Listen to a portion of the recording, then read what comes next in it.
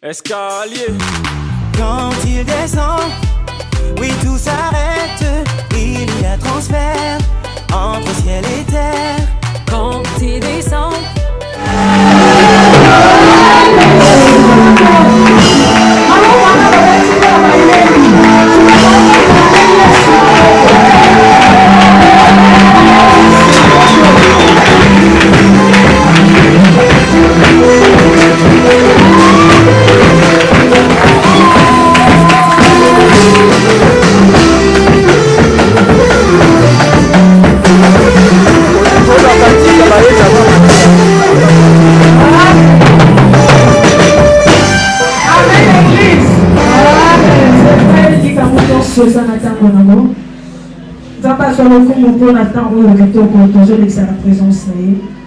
On se voit de là pour recommander sous soutenant la parole entre les mains du Seigneur.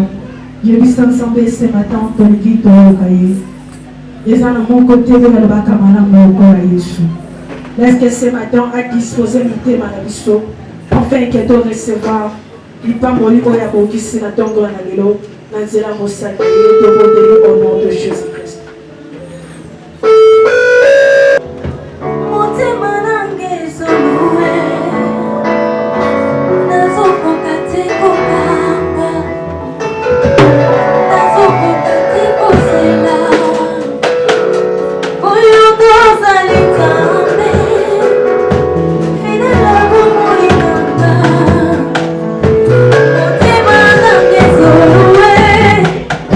Motema nange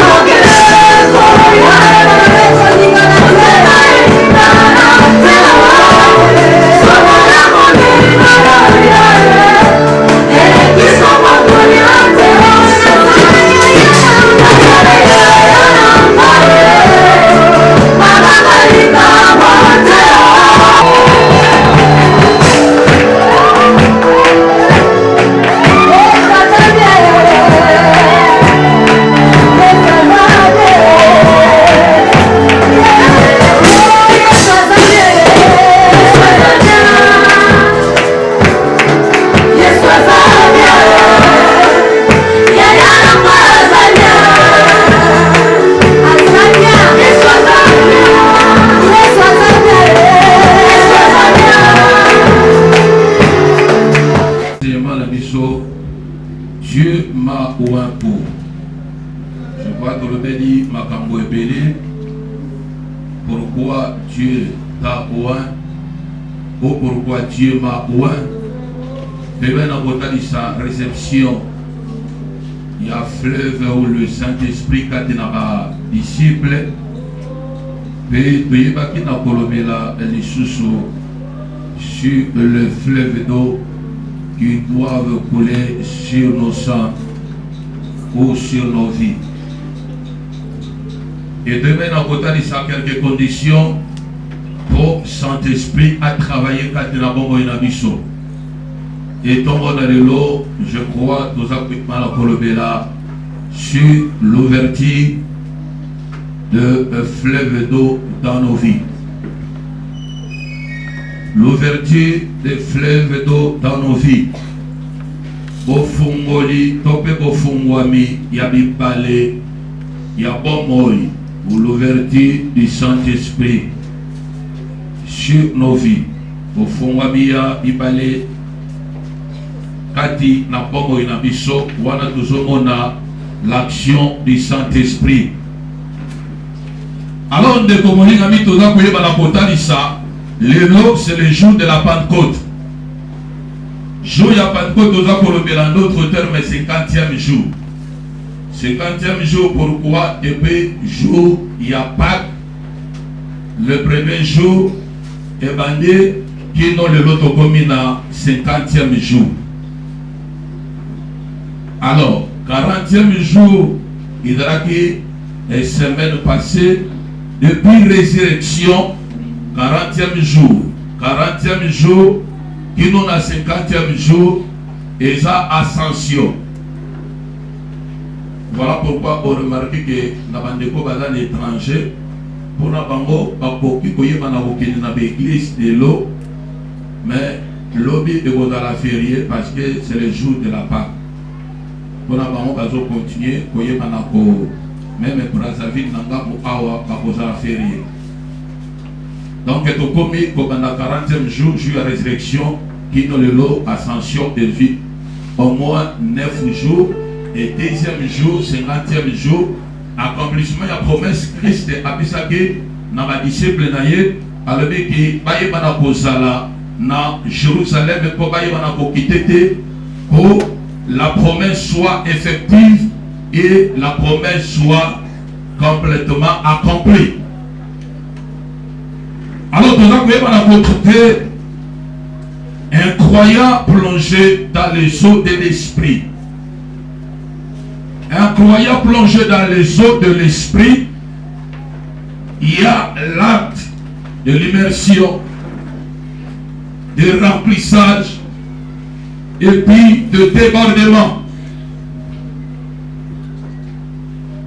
Mon dimitope mon Christ.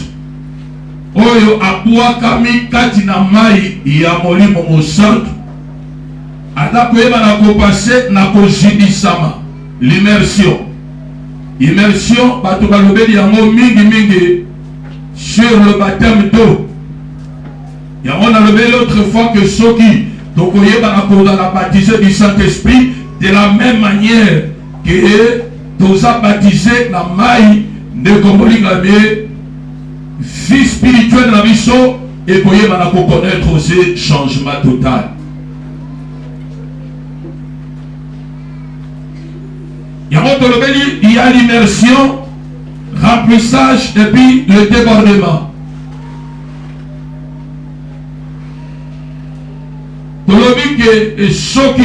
Si le premier disciple a reçu le Saint-Esprit, le jour où Christ avait soufflé sur eux, il devait encore attendre la Pentecôte pour être immergé totalement dans les eaux de l'esprit.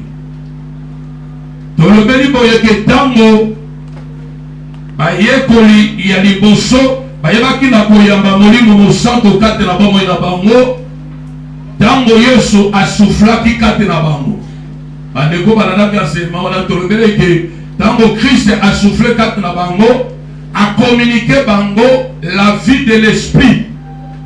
Tango Christ a soufflé kate na bango communiqué la vie de Dieu, mais il n'y avait pas encore la puissance de l'esprit. Alors, Molimo Santo Nguyana et c'est là qu'elle s'est manifestée le jour de la Pentecôte. Voilà pourquoi tu le dis que Bayami Molimo Santo, quand Moïse a soufflé, ça dit à Thébango déjà dans le bain de l'esprit, mais il ne pouvait pas vivre encore la puissance de l'esprit ou la manifestation de l'onction du Saint-Esprit. Quand il a bon Wana et Seigneur qui va c'est là le jour de la Pentecôte. Amen. Alors, ce que tu as dit, quand le Christ a soufflé, quand il a bango, c'est-à-dire après la résurrection de Christ, à côté de bango, parce que tous les disciples étaient enfermés dans la chambre haute. Et on dit, et dit, quand l'église, tout ce que la caté, tant que Batoubaza est belé, il faut les catégoriser. Il y a des catégories de disciples ou des catégories de personnes dans l'église. Dans l'église, dans la catégorie, il y a des bossons, il y a des écoles. Moyekoli a doit reconnaître un colonel. Moyekoli a doit reconnaître son maître. Moyekoli n'a pas s'attacher à maître. Moyekoli, il écoute son maître. Moyekoli, il fait ce que son maître a dit. Moyekoli a doit s'humilier devant son maître. Mais il y a encore une deuxième catégorie, les fous. Fous, comme il se réjouir pendant 1 ou 2 jours, ou bien une semaine, 1 mois de Gomoligami, baza batoyo baumbe la kate. Quand il a foule bakoki ko empoisonner, quand il a foule bakoki ko tonga peyo, quand il a foule bakoki ko tchola mettre na bango, quand il a foule ils viennent seulement pour manger parce que Christ est habitué, il a collé sabango, un miracle banay ko s'opérer, une multiplication de pain et banay ko salama. Alors, ba guérison da ko s'opérer, il y a moi toujours qu'on a que bato belé banay ko kende, bana ko s'attacher parce que to yebi ke pa na ye, to koye bana ko bika. Donc, il ne s'attachait pas à Christ à cause des enseignements. Il ne s'attachait pas à Christ parce que il n'a pas Jésus, mais il s'attachait à Christ momentanément. Pour le monde, attachement encore partiel. Ça dit pour la bango, et ces gens-là, nous les trouvons dans l'église. Dans l'église, pour la intérêt dans bango. Je dois trouver qu'un terrain, ça ne marche pas à Kéinaï. Mais dans l'église, nous avons besoin plus de disciples que de fous. Est-ce que vous avez dit malade? Avant que vous avez dit que vous avez besoin de Yekoli. Moyekoli a yoka.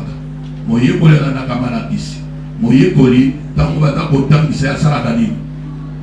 À combat. Vous avez la façon de parmi les fous. Il faut éviter à partir de l'eau, il y a quoi appartenir dans les foules. Il faut appartenir aux disciples. Amen. Alors, de Komolinami, au courage, de le Belaki, le dimanche de la Pâque, et puis le dimanche de la Pentecôte. Donc, deuxième dimanche, ça dit le dimanche de la Pentecôte. Les disciples furent baptisés dans l'esprit.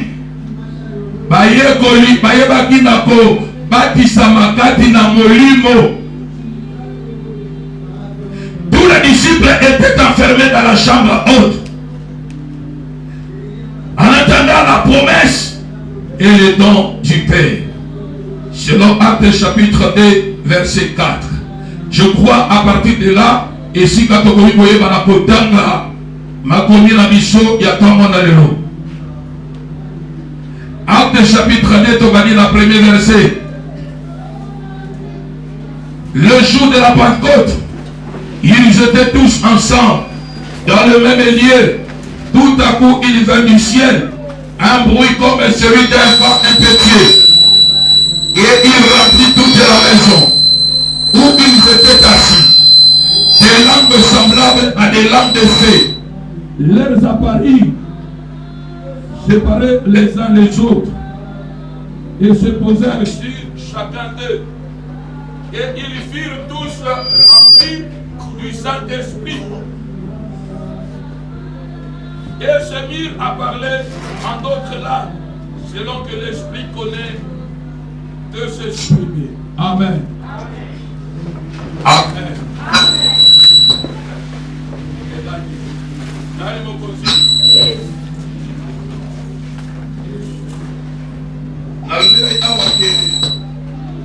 bayekoli bango nyonso basanganaki esika moko.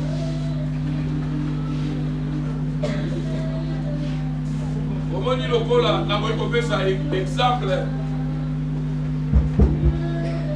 ndenge tokoki koyebana kote tokoki koyebana kotalisa na biso boye awa tozolobela na fondation ya église, c'est-à-dire le jour de la Pentecôte, mokolo nkitela ya molimo mosantu awa toza koyebana kovivre moment ya effusion ya molimo mosantu kati na bayekoli. Amen.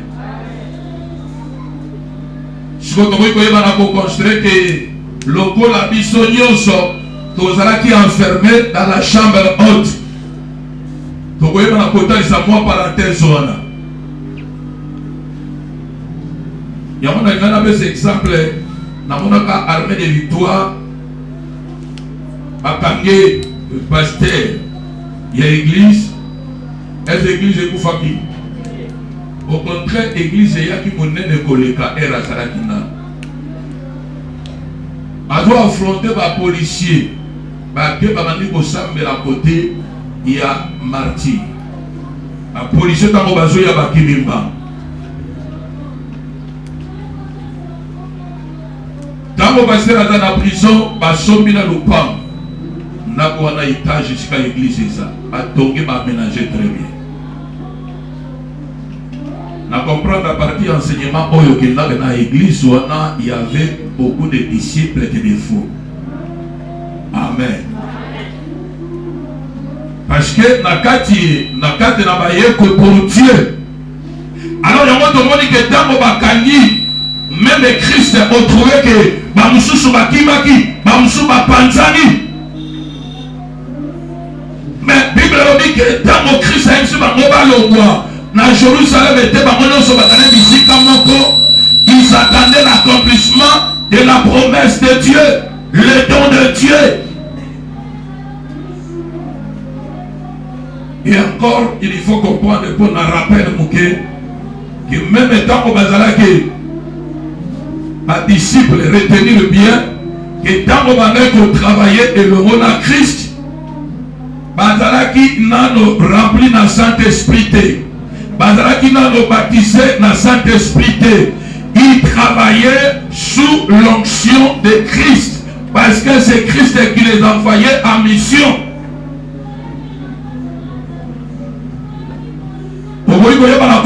Adage oyo Bible est ici sur l'argent toza na nzete toza na bitap. Ça dit le disciple à leur époque ils jetaient des branches au sein du cep.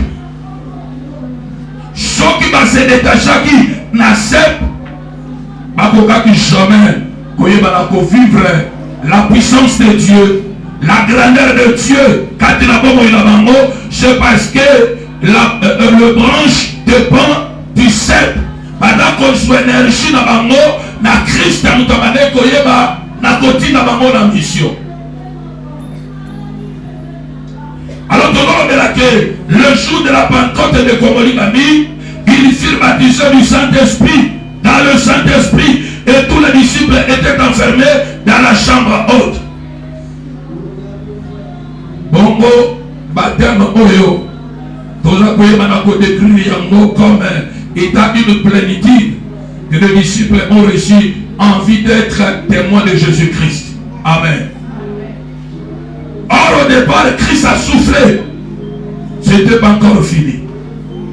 Toza na bato musu na kati l'église même dans les ministères bato vivre na étape où le Christ a soufflé qui kati na bombe na bango, mais ils ne sont pas encore baptisés du Saint-Esprit. Ils ne sont pas encore remplis du Saint-Esprit. Mais quand Christ a soufflé Nicolas Labango, après d'avoir soufflé, et c'est là qui va se la joue, il n'y a pas de côte de Nicolas Lelo, Mokolo Badraki rempli du Saint-Esprit, Badraki baptisé du Saint-Esprit. Yango sokotali na Actes des Apôtres chapitre 1 na verset 8. Bible n'a dit que vous recevrez une puissance. Le Saint-Esprit se revenant sur vous. Yango tona koyeba na kolobela na biso que la puissance. Au verset 8, il y a Actes des Apôtres chapitre 1 et na koyeba na kolobela biso et na koyeba na kouta pour na koyeba na kota na biso na origine ya grec pour na koyeba na kolaksa tout simplement une force ou une capacité. Nzambe akoki jamais koyeba na ko placer mutu moko ne sika moko pour demeurer faible et c'est de nzambe a placer mutu ne sika moko pour être la fort, pour être la puissant, pour être efficace.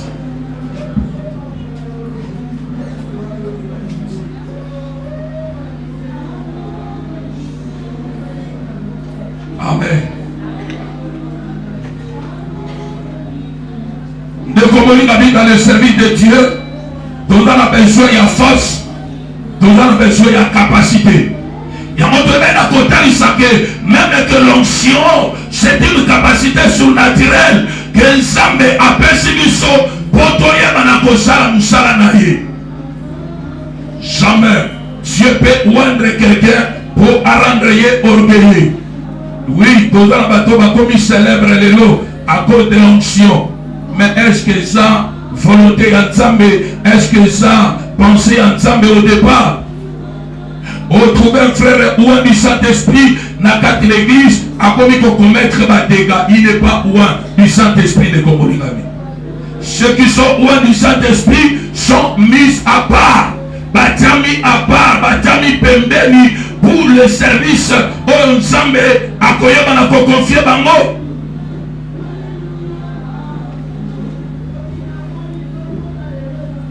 De Komorigami tozomona résultat, il y a chapitre 1, il y a Actes des Apôtres, verset 8. Une puissance en action.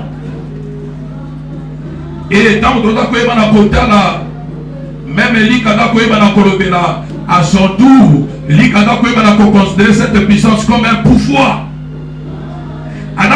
Considérer et prendre le corps Actes des Apôtres dans grec, le corps la force, le pouvoir et la force surnaturelle de parler de la mort et de la résurrection de Jésus-Christ. Ceux qui sont loin du Saint-Esprit ont la honte de parler de la mort et de la résurrection de Jésus. Message à Christ. Est-ce que tu es réellement ouais?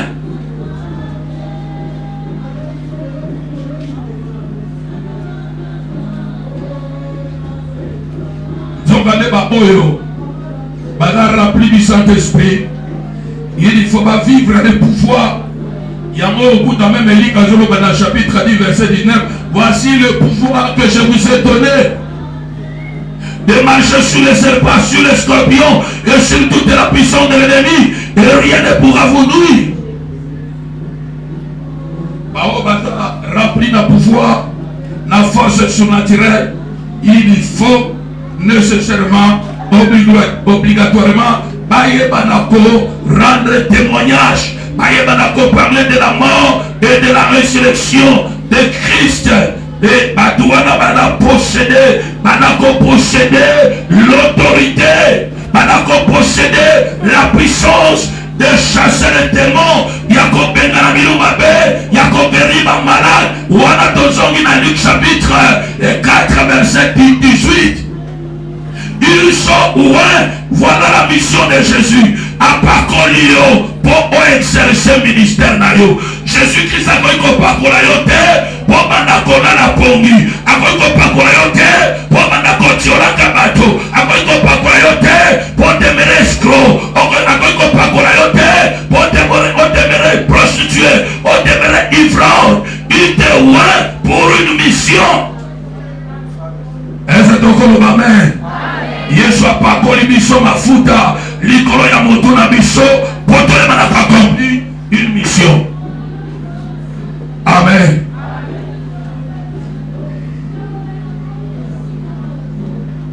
Un malade va causer la guérir, va posséder, va causer la délivrer, et la puissance de Dieu et voyez qu'on se manifester complètement. Et yo moko osala convaincu même quand na bon que je suis réellement rempli de l'onction. Maintenant koyo ka solité quand na bon yo mi tunaka est que nzambe ya solo apakolanga na poignet.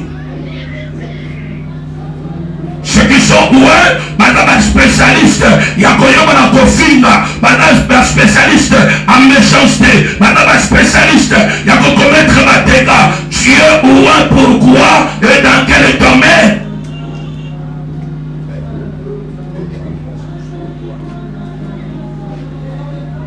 Allez, mon conseil. Les abonnés de la dame là.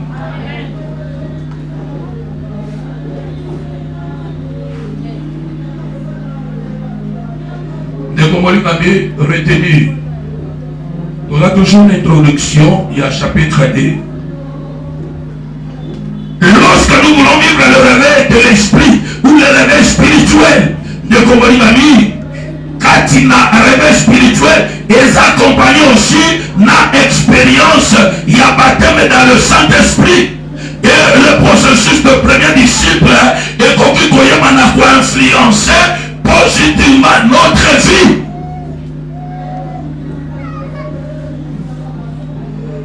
Ceux qui ont vivre un réveil spirituel dans l'esprit et ainsi que l'expérience du baptême dans le Saint-Esprit pour se référer à processus. Il y a ma premier disciple. Avant pendant longtemps, et l'occasion pour ma vie sur les précipitations, qu'on a la pressée, convoitise, orgueil et d'appuyer casser plusieurs ministères avant temps. Jésus-Christ a 3 ans et demi, il y a un ministère où avant les disciples et il le préparait, il travaillait sur eux et jusqu'à ce que les disciples soient équipés et c'est alors Christ a émaillé la moquette. Yoka Bible dit que Christ a dit, il est avantageux que je m'en aille. Alléluia. C'est que et c'est que la Bible dit Santa Salamini aïa. Les disciples n'étaient pas encore Moutako Sayote. Ils n'étaient pas encore remplis du Saint-Esprit. Ils n'étaient pas encore remplis de la baptême du Saint-Esprit de Komoli. Hier soit soufflé Nicolas Nabango à communiquer la vie de l'Esprit, la vie de Dieu. Et alors il faut que je m'en aille. Ceux qui n'ont pas été, mon santo, à Koya Nicolas Nabinote. Il y a moi qui disais à la Bible, bon, à Jérusalem était. Il y a à Jérusalem avant. Aujourd'hui, à Jérusalem avant. Voilà pourquoi je connais aussi ma difficulté et la carte n'a pas moyen.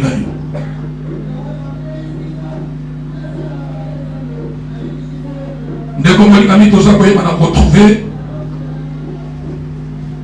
au moins 3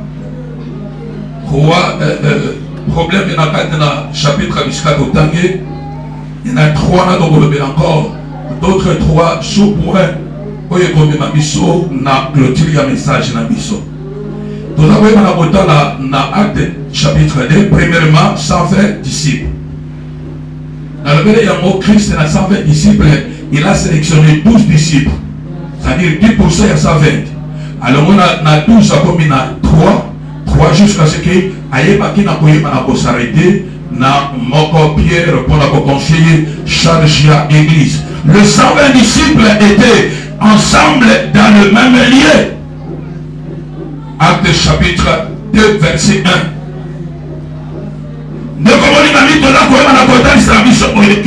Ceci atteste que le réveil nécessite la consécration et l'unité de l'église.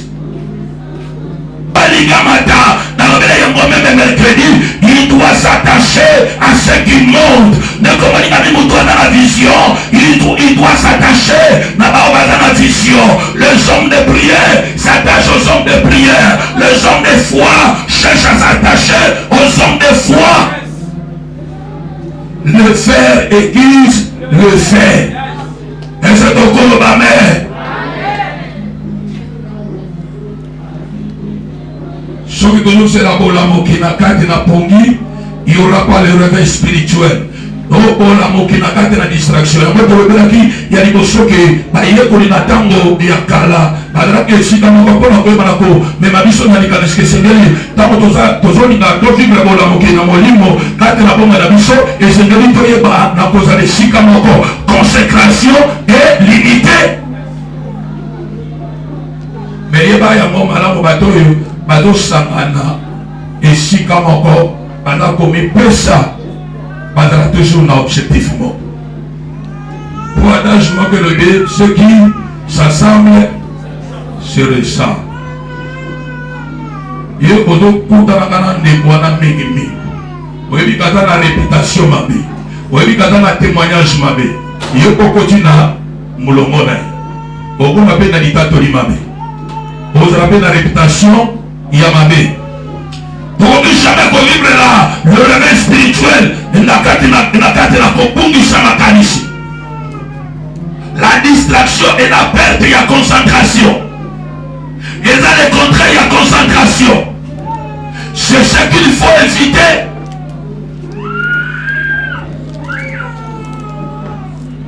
On ne peut jamais concentrer le réveil prophétique dans le sommet spirituel. Dans l'étagère. Moto adana kati na sommeil spirituel adana lokola moto adana kuiti adana anesthésie à perdre mémoire na ye à perdre contrôle kati na vie na ye et kokabwana ekomema bona mokite jamais ya mozomona il arrive des fois ezoyebaka yango soki ozovivre un moment oyebi un moment église ekotaka na crise. Oui, bien, on remarque que bato baké na bango te balongo na bango pe église te mais bali oya église. L'esprit à division et kotaka na contact na monde visible pour na boyer manako détruire bato au travers la division. Division est banawa. Oya lobaki boy, oya lobaki boy, oya balobi na ndeka bana otalanga boka bone koto yo ka ma groupe moko batraka bango mbali. Il y a une église qui a créé club d'amitié. Il y a une église qui a créé musicité. Mais tout est pour la gloire de Dieu. Est-ce que vous avez bolingana oyo bolingana bino mbale kaka bino mbale bato oye bina nzambe. Sono mona ka obanda o se kozo mona ka ne komo azoya osoki pe d'esprit ya kanda beda ope atape si omode. Que le cœur de l'homme est tortueux par-dessus, qui peut le sonner, c'est Dieu et l'homme lui-même. Il y a un sonner motema na yo kotala kapelo lenge motema na yo ezako yeba na travail. Division est la affaiblie. Pourquoi la division affaiblit l'église? C'est parce que c'est une arme du diable. Réveil spirituel boyate nakati na division nakati na bokabwani bolamuki ekoyate mutako sayote ozomona te meme na mboka bakote ba pays mususu oyo bana opposition nini gouvernement ou bien gauche droite bango bazomene ta musuma comme na bango dans mais pas na biso ba groupes armés mususu baza commission sanara ya armée nationale ba mususu bazokota motema babezokota oyoka ba kolom ko ba pele ba jukata ata moto moko balobi biso toko soutenir yo 2023 yo mtoko za la président il faut mener moi au président bazo conseiller ba pesier moi mbongo mo ba promesse mais bango ba zi ba bénéficier ebele ate moi trouble na côté na yi diviser ça quoi appauvrir diviser ça quoi freiner et là il y a développement. Et là, il y a épanouissement. Il y a un Congo, moyen de décoller ça, moyen de progresser ça, parce qu'il y a la division. Et témoina, c'est pourquoi il a endormi plusieurs serviteurs de Dieu. Il a endormi parmi le peuple de Dieu. Et bon, l'amour que vous êtes dans le sommet spirituel, ni dans la division. Moi c'est la mobilité pour kabwani zarakate moi chaque pas la bango mobali aloki ya direction ozaka kana ndaku moko idéologie ekomi mibali comportement ekomi mibali wana pour attirer malheur blocage obstacle koluka et manako s'installer. Et à vous prier mitemba et ya kokabwana. Vous trouvez que ceux qui étaient ensemble de Komolingami, deuxième chose, ils persévéraient dans la prière. Acte chapitre 1. Même ce qu'on a mis dans le chapitre 2 à partir du verset 42. Ils persévéraient dans la prière. Ceux qui attendent le réveil spirituel doivent savoir plaider leur cause, rechercher la face de Dieu afin que le réveil se manifeste.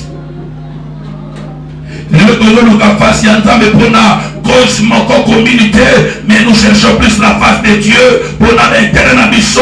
Nous sommes de plus en plus égoïstes. Nous sommes très égoïstes de Komolingami. Nous sommes comme la musique, na play ensemble, na volonté ensemble. Il y a un mot de l'objet qui est, dans le même lieu, dans la chambre haute. Il persévérait dans la prière. Il persévérait dans la prière. Quand on persévérait dans la prière, il y avait l'amour, il y avait l'unité, la concentration. Ce qui nous c'est là, on l'a moqué, il faut qu'on persévère dans la prière. Est-ce que vous avez là? De l'objet amène de Komolingami. Le sang dans la nana, le sang dans l'église. Oh, il dit que la prière qu'à dimanche. Aujourd'hui, tel enseignement, il y a un retour à Yona Teya Yomabe. Tout dans laquelle est mardi, tout dans laquelle est jeudi. Il y a un moment où il m'a toujours pour se manifester dans l'église, nous sommes vraiment doués en matière de la parole de Dieu. Dans l'église, nous sommes au côté de ma communauté, de mon ami au côté de ma ils sont là présents. Mais il m'a dit, je dis, tu as raison. Vous se présenter tout simplement dimanche. Et ma cabouébele, vous la mardi, jeudi, et vous avez dimanche, et carré se crier, vous avez un cambo, vous avez un sur la radio, vous avez un sur la YouTube, vous avez un sur la télévision. 3. Tous les disciples furent remplis du Saint-Esprit. Acte chapitre 2, verset 4. Le baptême est dans le Saint-Esprit. Nous avons retrouvé c'était une expérience inoubliable. Et puis quand tu souvenir de c'est parce que la a changé complètement la vie dans Bango. Pendant longtemps, c'était pour leur bien. Serviteurs, servants de Dieu, ceux qui disent la regarder, ceux qui disent en face, ils continuent à regarder. C'est tout simplement pour te préparer à des grandes choses, à des bonnes choses, pour un ministère, qu'on a précédé. Mais au contraire, il faut être patient et on persévérer. Makambo, disciple, Jésus-Christ était à Jérusalem, c'était pas tout simplement pour passer la journée de baptême du Saint-Esprit, mais c'était un moment de travail. Et c'est que le Christ a travaillé Nicolas Nabango. Mais comme il m'a dit, ma travail, bien sûr, nous avons façonné, mais sur la terre, il y a aussi des hommes que Dieu a placés pour travailler sur ta vie. Au travers de la formation, l'encadrement, l'enseignement, et pour rendre efficace un jour. Pour nos disciples, et expérience inoubliable, qui avait changé complètement leur vie et leur ministère, c'est la plénitude intérieure de chaque disciple. Dans le jour, il n'y a pas de compte. Tout à fait, on a trouvé que il était rempli du Saint-Esprit. Tous ceux qui étaient baptisés du Saint-Esprit, ils étaient remplis du Saint-Esprit. Alors, on a pensé à un moment il y a immersion, un moment il y a plénitude, un moment il y a remplissage, un moment il y a débordement.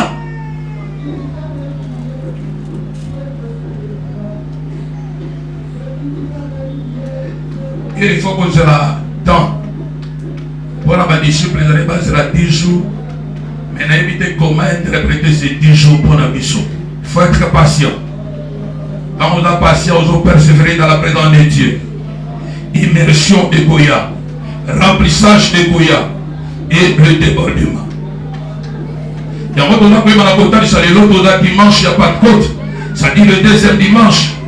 On a événement où Christ a préparé. On a trouvé que si vous avez un fleuve, il faut que cela déborde.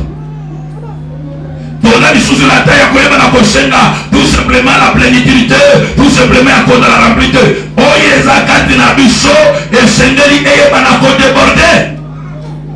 Tout le monde a souvent ceux qui m'ont le petit. Adam le petit n'a pas de petit dans ma Congo. Au monde a pas de côté à maille. Ma famille mon papa qui va être moi mon pépé moi mali les zoya après maille tondi. Mais j'ai le moyen de contenir dans votre cité et tondi. Dans la vie de l'homme c'est de la même chose. Au lieu que soit vert, ce qui est tondi dans nos têtes de communauté, on sera jusqu'à ce que vous dans la plaine. Et jusqu'à ce que vous la débordez, il faut qu'on y ait ces moments de débordement, ça dit l'immersion dans mon socio moment il y a remplissage, mais il y a encore un moment très capital et dans le moment il y a débordement. Il faut les désirs sont nécessaires et c'est important dans le ministère. Pour éviter à cause de la trop superficielle,